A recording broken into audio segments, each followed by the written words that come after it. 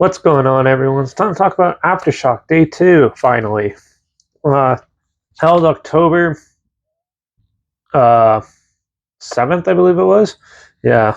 So it's Day 2 of Aftershock 2022, and I caught a little bit of every band, so might as well talk about each one. So let's get to it. First band of the day was Orbit Culture, and they're a Swedish melodic death metal band from Exego, Sweden. They're actually really cool and good. Swedish death metal is always a fun one. They're always the ones with more catchier sort of style lyrics and things like that. These guys definitely have the power and the songwriting abilities to make it happen. It was a good first effort, first time ever come to North America. And they definitely put on a good, heavy show. It was pretty good. I really enjoyed them. So I'm going to give them a 3.5 out of 5.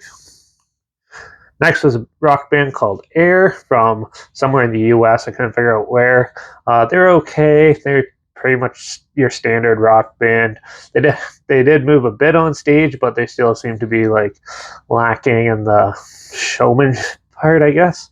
But overall, they were all right. They had some okay songs, so I'll give them a 2.5 out of 5. Hot Crazy is a glam rock band that came on after on a side stage. They're from Los Angeles, California. These are guys that basically embrace like Motley Crue and more of like the grittier sort of like glam rock bands like Guns N' Roses and things like that. They had a lot of similarities to those type. Or even if you want to go into more obscure ones like um, Less Diamonds and stuff like that. They sound more like them and stuff. I was pretty into them. I thought they were pretty good. So I'm going to give them a 3.5 out of 5. They definitely had a lot of running around and a lot of good showmanship and everything. Good, entertaining set. On the main stage, there's Joey Valance and Bray, which is a hip hop duo. These guys were ridiculous. They're from somewhere in the U.S. I couldn't figure out where, but I was not into these guys at all. They're the cheesiest joke of the day. They're terrible. I thought definitely not my thing, and I didn't like one thing about them. They're getting 0.5. At least they showed up. So yeah, was not into them at all. There's a band called For the Better, rock band. I only caught like a song or two by these guys. They weren't really my thing either. They're just your standard rock band. They're from somewhere in the U.S., by the way. But yeah, wasn't really into them. I'll give them a 1.5 out of 5. I ran over to catch Spirit Box. They're a new wave American heavy metal band. They're also known as metalcore, from Vancouver, British Columbia, Canada. And this is my second time seeing them, and they're really good. I really enjoy them. A lot of fun, a lot of energy. I just wish they played longer. So yeah, I'm gonna give them a 4 out of 5. Next was a rock band called Archetypes Collide from somewhere in the U.S. They were weird and okay. They were pretty mellow, more mellow than I was expecting. But yeah, not really my thing again. But they were decent enough, I guess. So I'll give them like a 3 out of 5, I guess. On the main stage, Josh Johnson came out. He's like a rock new metal sort of dude from the U.S. Now, this is my second time seeing them. I hated them the first time I saw them back in 2018 at Rocklahoma. Or, no, not Rocklahoma. It was last year at Louder Than Life.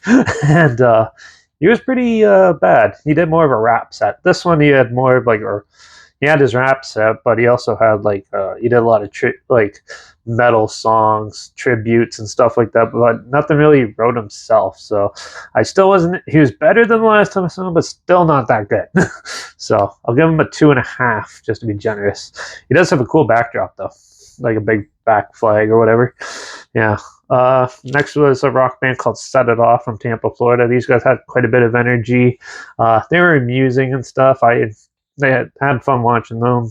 Still pretty standard though. Nothing really new to bring or anything. They're just having fun on stage. So I'll give them a 3 out of 5. Clutch was up next. Now this is like my 5th time seeing Clutch, second time this year, and they're a hard rock band from Germantown, Maryland. These guys always have some good groovy riffs and everything, a lot of goofy lyrics, and very different than most hard rock metal bands and stuff out there. And they're a lot of fun. Yeah, it was a shorter set, but it's good because I've seen them, like, this is my 5th time seeing them. So yeah, they're still fun and good, but yeah, pretty much just I saw pretty much the whole set before, just a couple months prior to this. So yeah, but overall they're still decent. I'll give them a 4 out of 5. There's a hip hop group called Mike's Dead from somewhere in the U.S. That came on after on a side stage. Didn't really check them out. I was busy getting food for this, and I wasn't really not huge into hip hop, so they weren't really my thing. I give them like a 1.5. Then Motionless in White came out on one of the main stages.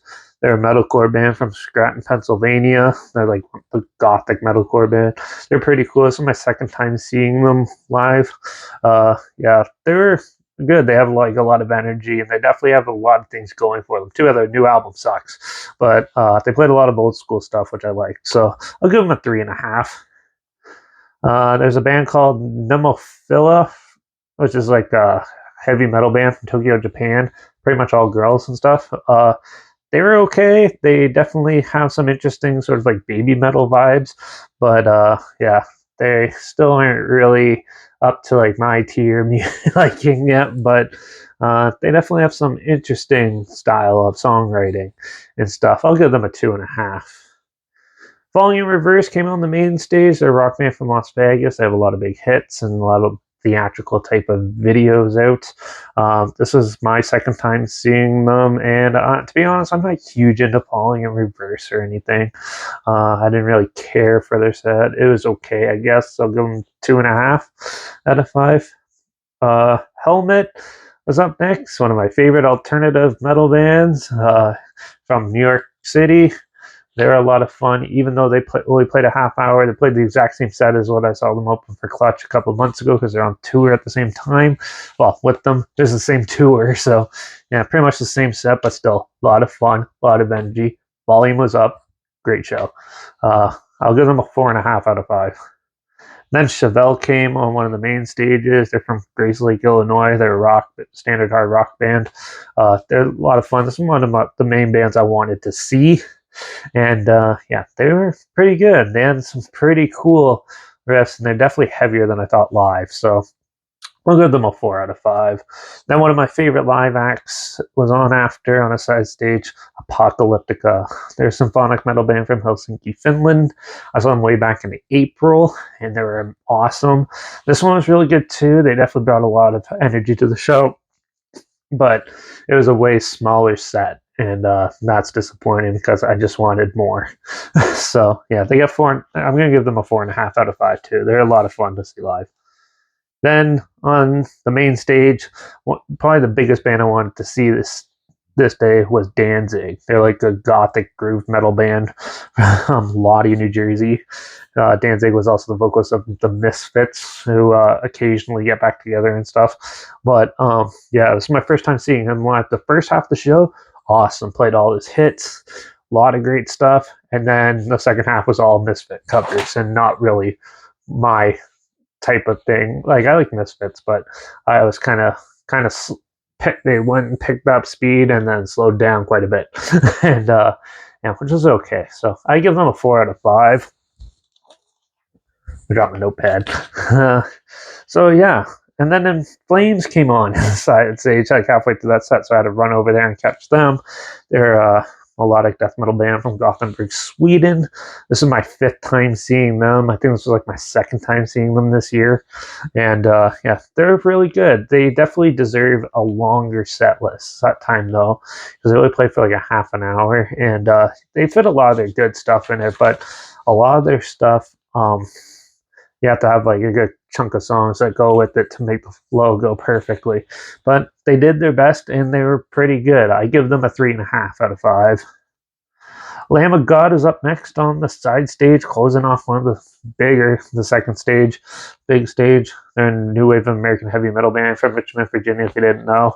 They're awesome. They're probably like one of the best bands there that day.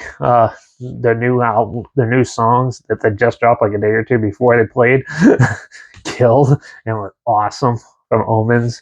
And yeah, they're always great live. This is like my 4th time seeing them live, and yeah, they're getting better and better every time. 4.5 out of 5 for me. And then up next was Guar. I think it was the fourth or fifth time I've seen Guar. They're a shock rock band. They like to say from outer space, but literally, if you didn't know, they're actually from Richmond, Virginia. So, but yeah, they're a great one. Covered in fake blood, killed all the monsters and stuff. They had a 45-minute set, but could have been a little longer. But they definitely made the most of it. So, definitely a lot of fun. And 4.5 out of 5 from me.